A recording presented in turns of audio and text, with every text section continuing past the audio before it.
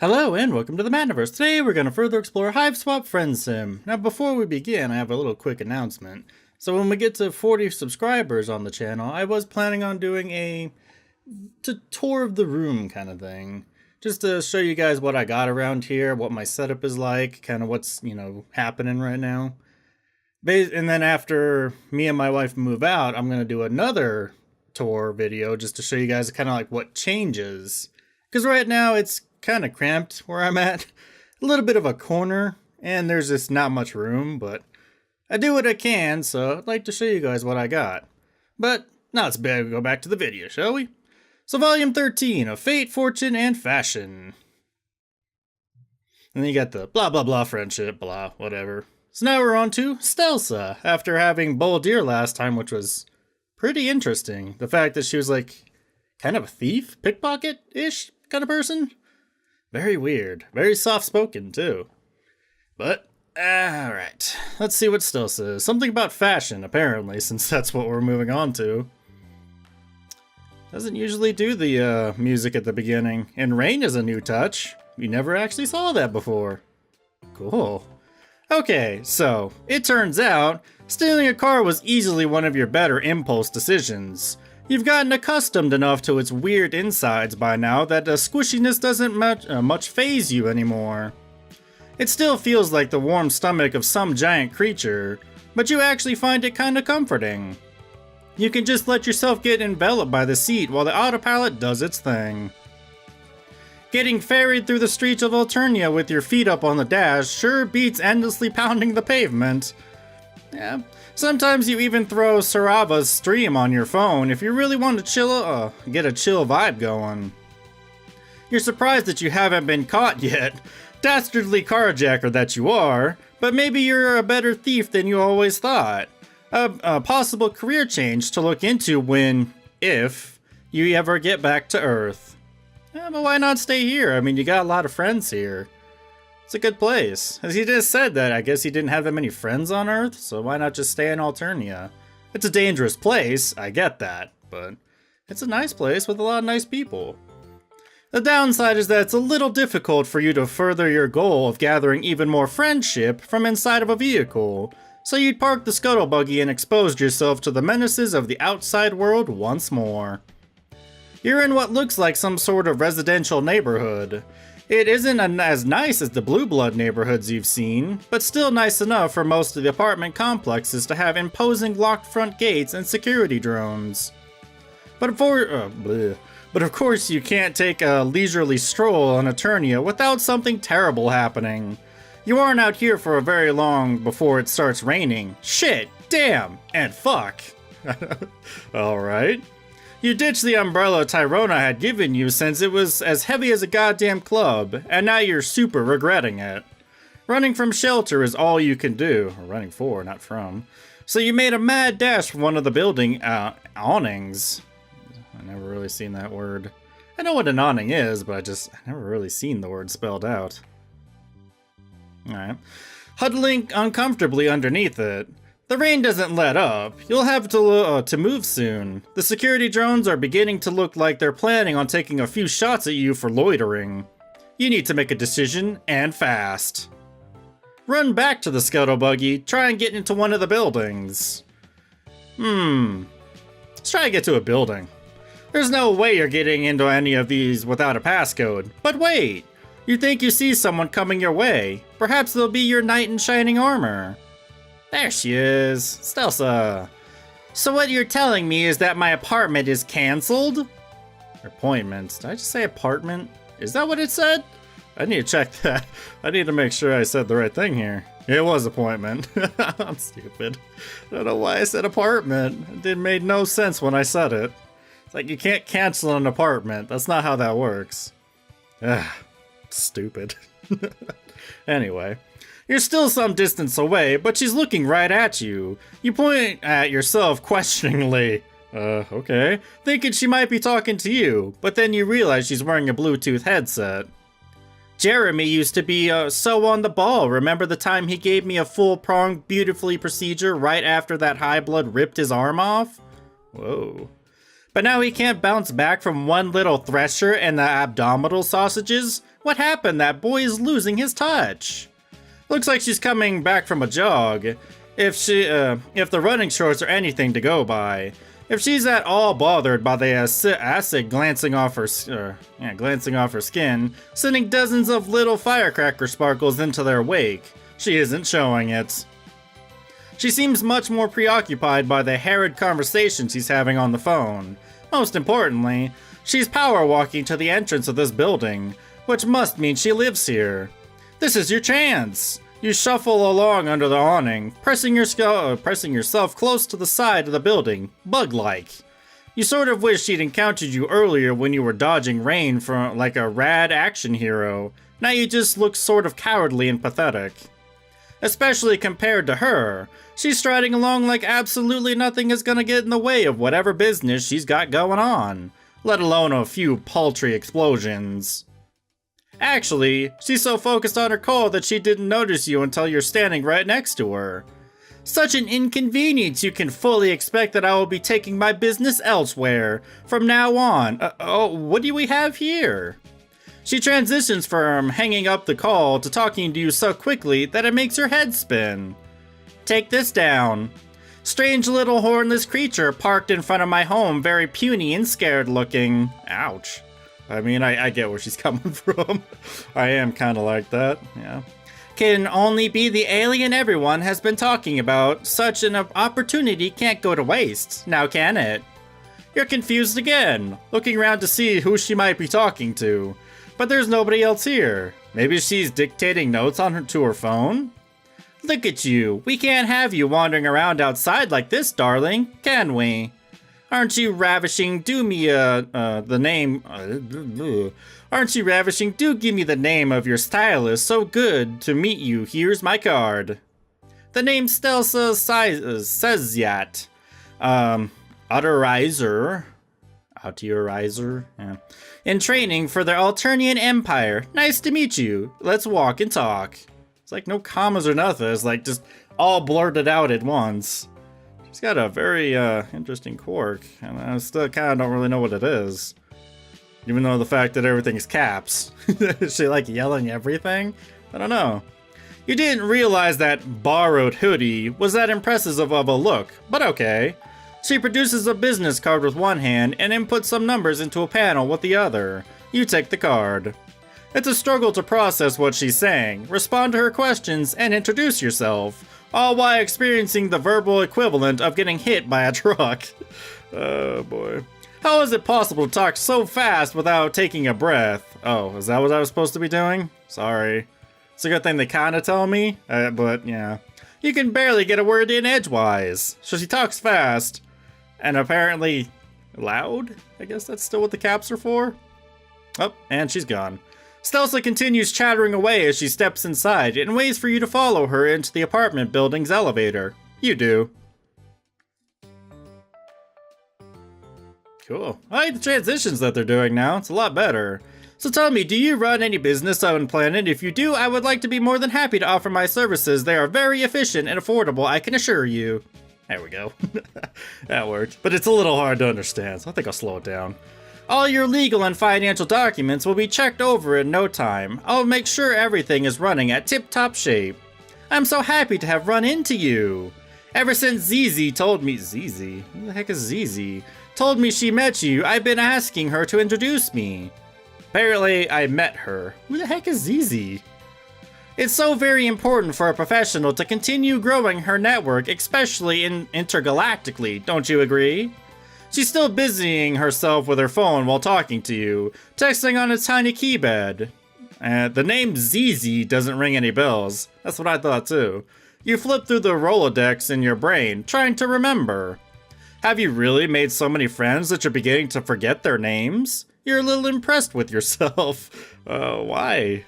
It feels like only yesterday that you were crawling around in the basement of a murderess and getting stabbed in the shin with a screwdriver. Just a single friend to your name.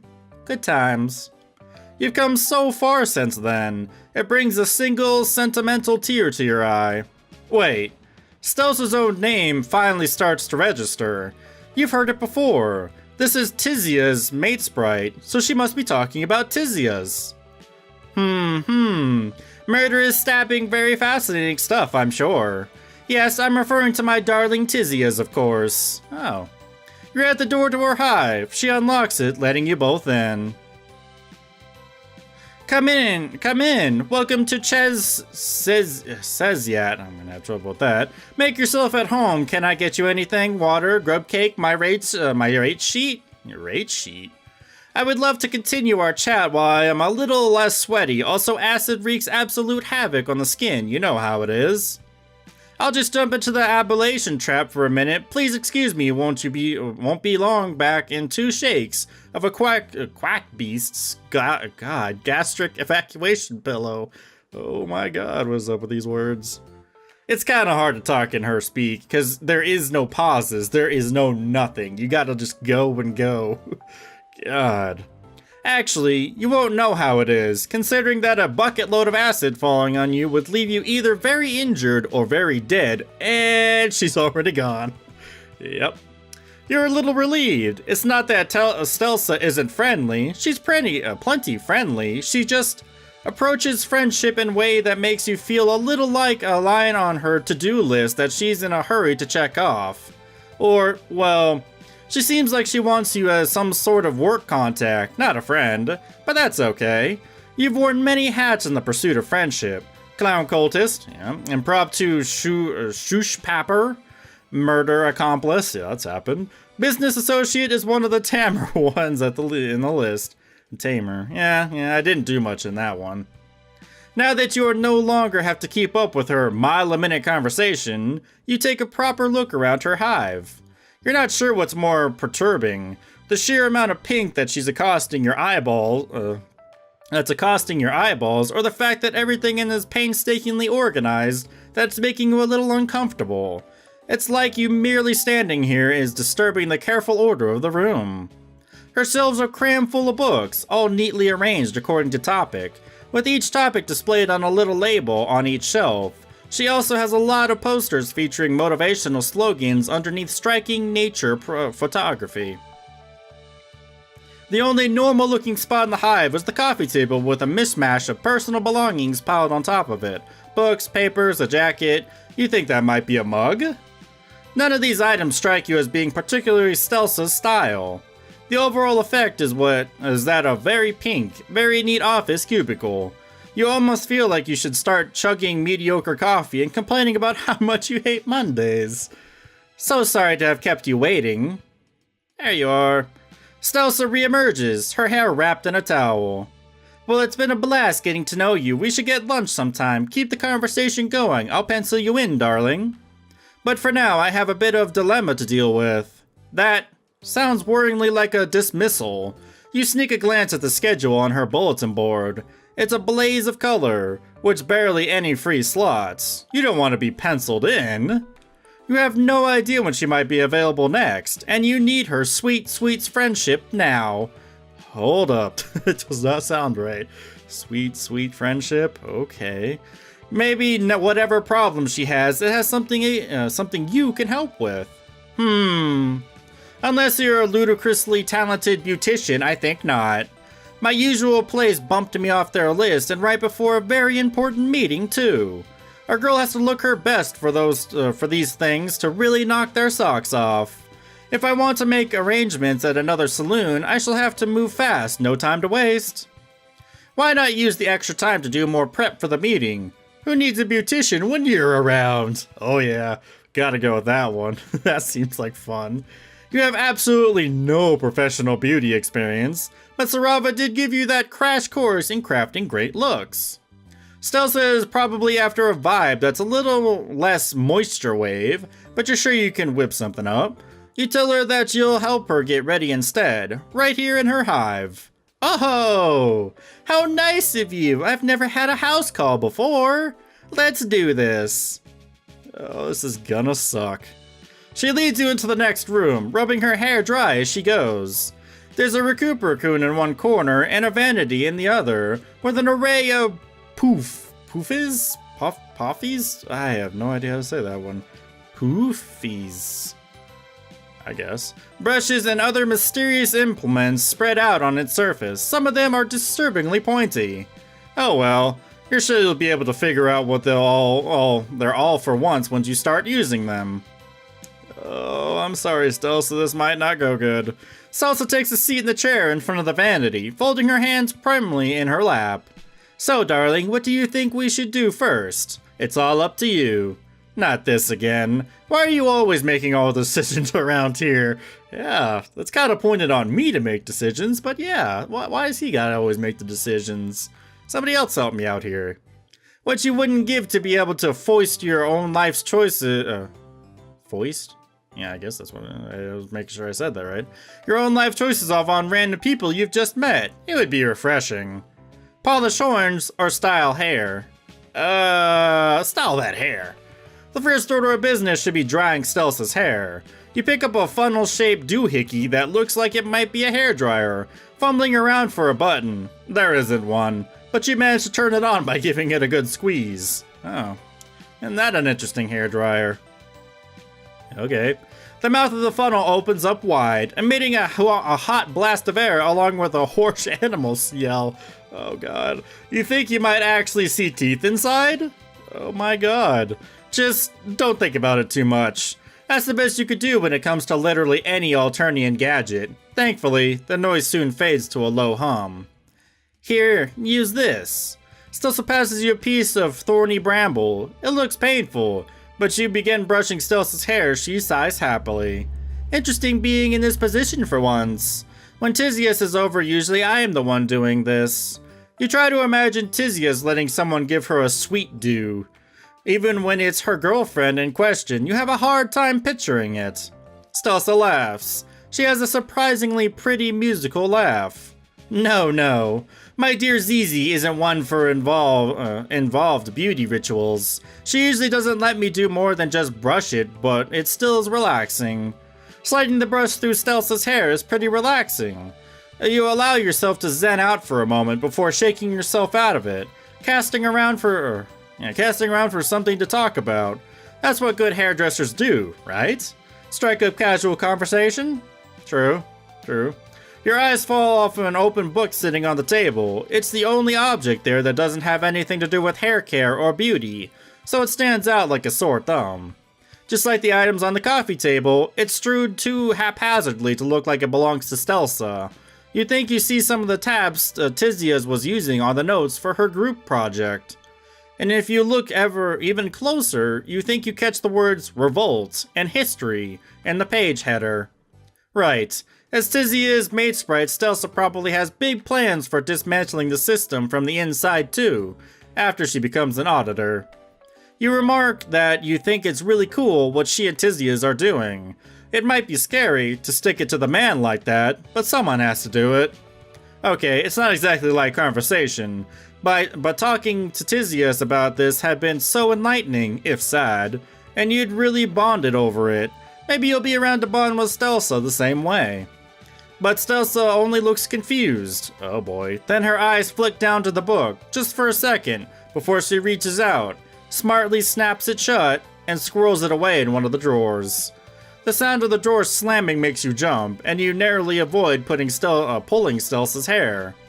I am quite sure I don't know what you're talking about. I am not sticking anything anywhere. Oh, don't say it like that. Definitely not to any man. Oh, jeez. And neither is Tyzia's. She's sitting straight and tense in the chair, now, her voice soaring to a high, bordered-on hysterical pitch. Oh no. She probably doesn't know you're on their side. Tyzia's might not have told her about your conversation.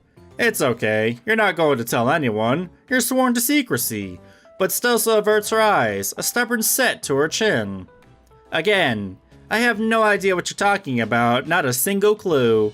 Tyzia and myself are both law-abiding subjects of the Empire. We don't dabble in such foolish things as sympathizing with rebels. What would that possibly accomplish? She wrings her hands distractedly. We do things the way we do on Eternia for a reason, darling. Without the Hamo spectrum and the roles for which we need to each play. I definitely just I butchered that one. We'll try that again. Without the Hamo spectrum and the roles we each need to play, why, the world would be plunged into complete chaos. Can you even imagine? Trolls running around not knowing which way is up, doing whatever they please. No one to tell them what their place in the world is. Oh god, what happened? She goes from hand-wringing to just gesticulating wildly. Gesticulating. I'll say that word right. Almost knocking a row of jars off the table. Positively frantic at the prospect of societal breakdown. It's better for everyone this way. I truly believe that. You're beginning to realize that you might have put your foot in her mouth. Yeah, just a little bit. Stuffed a toe or two in that gob of yours, maybe. She sounds way too earnest for this to be a cover-up. Could it be possible that Stelsa really does side with what had Tyzia called her? The Condescents? The Condents? Condescents doesn't sound right. Condents, I guess. And that she doesn't know about Tyzia's underground research after all, but the book was right there. You're so confused. Talking about this is clearly distressing Stelsa though, so you drop it. Focusing on finishing up her hair instead. It's pretty soft now that it's dry. You're not sure you've styled it correctly, but she seems pleased. Great words. Nice, fantastic. You did an excellent job. You glow at the praise. You'd say thanks, but she's already passing you a bottle of nail polish. She really wants you to go all the way, huh? You twist it open and get to work. You're too focused on not smudging the teal color over the stately points of her claws to talk, but Stelsa breaks the silence. I have a question for you. You nod, sticking your tongue out in concentration. So I have this acquaintance. This is the most tentative you've heard her so far. You weren't sure her vocal cords were capable of it. They are in quadrant with someone who harbors views most would consider subversive, if not outright treasonous. She's obviously talking about herself and Tyzia's, but you don't want to point out that in case she gets upset again, so you just nod along thoughtfully. She didn't always. The mate spread, I mean.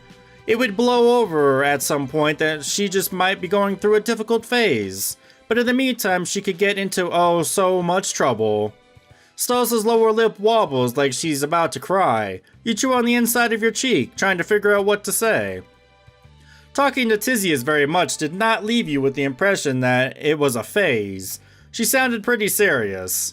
Does Stelsa's friend have any idea of this is going on? She looks at the drawer. So do you. Nope. Yeah, nope. Yeah, sure. You resist the urge to massage her temples. No idea at all? Absolutely not. Alright, okay, you could do this. A good first step might be for her friend to face up to the issue, you know, if there's the chance that they have the tiniest inkling about what might be happening, so the two of them can talk about it. Talk about it? Yeah, you're no expert, but open discussion probably helps with relationship problems quite a bit. Plus, you ruminate to yourself. The more you think about it, the less it seems that Tyzia's leaving her controversial book out like that was an accident. It was right in front of Stelsa's chair, after all. Maybe Tyzia's wanted Stelsa to see it. You slicked the last bit of color onto Stelsa's pinky claw a while ago. But you're both wrapped up in the conversation to suggest that you move on to something else. So let the polish dry while the two of you continue to talk. But my friend does not agree with her matesprite's sentiments. Discussing it would just cause unnecessary friction, wouldn't it?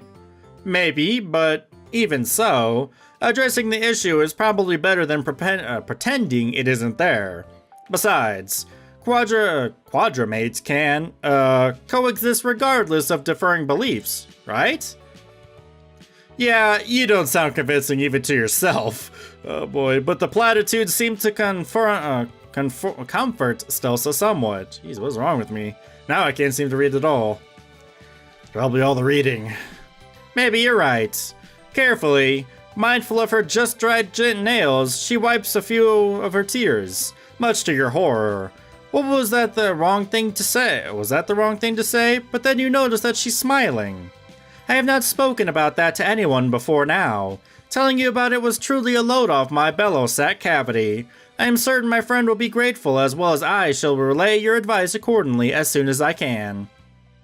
You smile back to her weakly.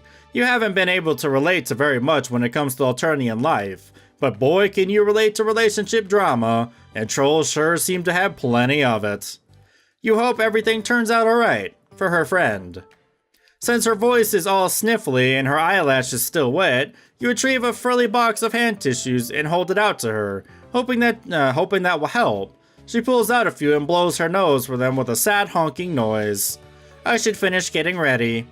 She seems reluctant to get up though. You'd probably be the same, knowing you had to head into a serious business meeting after spilling your heart like that. Experiencing emotions is tiring.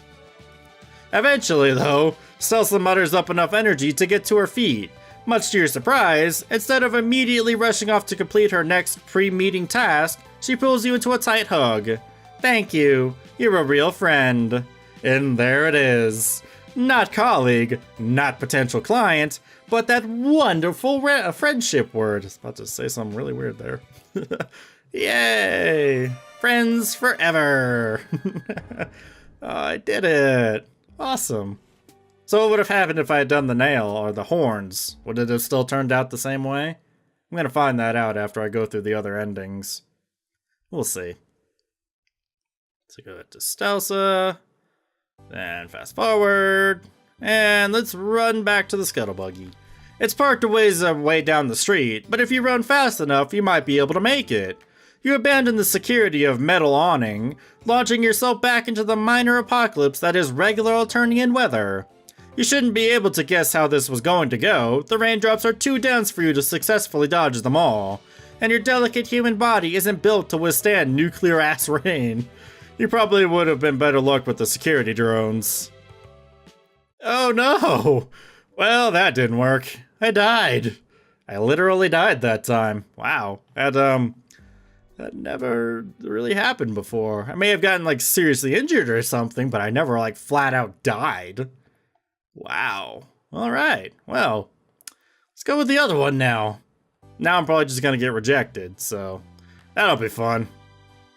Why not use the extra time to do prep for the meeting? That is an excellent idea.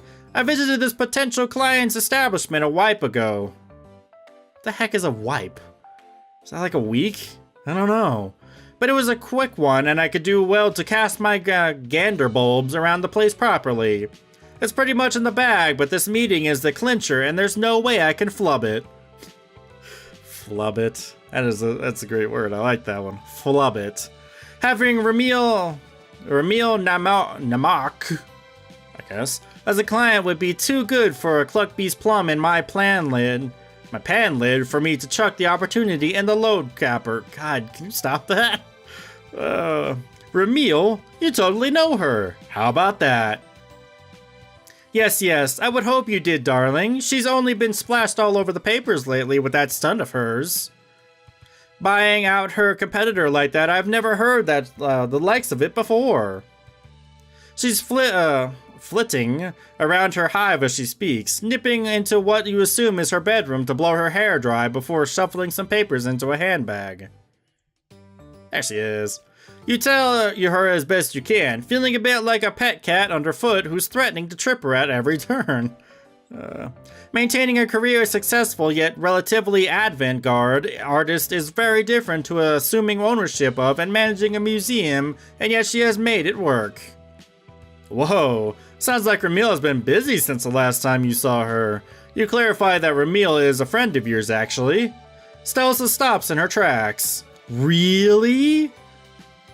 Why didn't you say so in the first place? You should come with me. Oh god. Getting the 411 on Ramil from a friend of hers could really give me a frond up. What do you say? You're not sure there's much you could tell Stelsa about Ramil. You're pretty sure Ramil doesn't want an auditor in training or, well, anyone really, knowing that she's an art thief. Yeah. But, why not? Why not? There has to be some stray info about Ramil knocking around the old noggin that might come in useful. Marvelous. Come on, you can tell me about it on the way. She takes your hand and pulls you out the door. Oh god, it's still raining. Oh boy. You offer Stelsa a ride in your totally not stolen scuttle buggy. It's still raining, but she shields you both with an umbrella that's almost as big as you are as you walk to where it's parked. You get in and put some tunes on for the road and head off. Nice car. I like it. Did you get that bobblehead yourself, or did that come with the car? Oh boy. Once you're on your way, you admit to Stelsa that most of your and Ramil's conversations just involve her bouncing ideas off you for her webcomic, but you're still happy to answer any questions she might have about Ramil's overall deal. You're expecting her to be disappointed, but her eyes practically light up. What a privilege! To be completely truthful, I am quite the fan. I have been following her webcomic for a while. She admits this kind of sheepishly. Does she think that liking comics is embarrassing? Of course not. Okay, maybe a little. It seems irresponsible to spend time on something as flippant as a comic on the internet while I have so much other business to attend to. Lots of irons in the fire over here. Achievements don't achieve themselves, you know? Maybe, but hobbies and downtime are important too. You never feel more rested than after you've let yourself do absolutely nothing but enjoy a good comic. What? She looks at you blankly. You know, rest. Oh, I always make sure to get enough recuperation every day. No concerns there, to be sure. What you're talking about is a different kind of from getting sleep. But you try a different tact. Why is she taking this job with Ramil anyway? Isn't she busy enough with her training? Well, sure, I have that internship with the Alternian government as well, but you can never be enough experience under one's belt. Very true. Very true. If you want to get a job, experience is everything. You're beginning to see what the problem is. You get the feeling that Stelsa might be a bit of a workaholic, just vaguely. Has she even ever considered... You're so involved in trying to convince Stelsa of the merits of getting her chill on that you don't realize there's anything wrong. Not until Stelsa, out of a screech that's almost bursts your eardrums. Fiddlesticks, we can't go this way. There's road work happening here. The scuttle buggy must be operating with an outdated map. Switch it to manual and turn us around, quick, quick! The roadwork Stelsa is referring to is a bridge with a "Do Not Enter" sign, oh god, hastily put up. Beyond the sign, the bridge is peppered with enormous holes, oh god. Some look big enough for the entire car to fall through, easily. What are you waiting for? Hurry! Well, there is one small problem. You can't drive. Oh, fudge nuggets! Stelsa presses a few Stelsa presses a few buttons, switching to controls to manual. You grab the wheel, turning it wildly. Your only goal to make sure that you don't drive onto the death bridge. You probably should have paid attention to the steep slope curving away from the road. Oh god. You both yell as the scuttle buggy nooms down at full tilt. Miraculously, it doesn't tip, but it does slam into a power line, sending the two of you lurching forward. If it wasn't for the unnerving lunge-like airbags that inflate in front of you, we would have shot out the front window. Anxiously, you ask if Stella is okay. Or Stelsa, it's not Stella. Stelsa doesn't seem too concerned about whether she's injured or not. She's making a futile attempt to push the airbags out of the way so she can get out of the car. There's no way we will make my meeting on time now, and I look an absolute mess. She's right. Her hair, which is all gentle soft tufts before, is sticking up in all directions, and her glasses have smashed into the collision. Why did I think this was a good idea? I should have just walked. Thanks for nothing. The car might have survived the crash, but if Stelsa's cranky expression is anything to go by, your budding friendship with her wasn't as lucky. Yeah. Oh, yep, she is pissed. Oh god. Fashion faux pas. Yes. Sorry. Now, I still do wonder about the horn thing, though. It might have still happened the same way. It doesn't matter what you picked. It's just something different. Well, let's try it anyways, just to see. I want to see. Just to see what it looks like.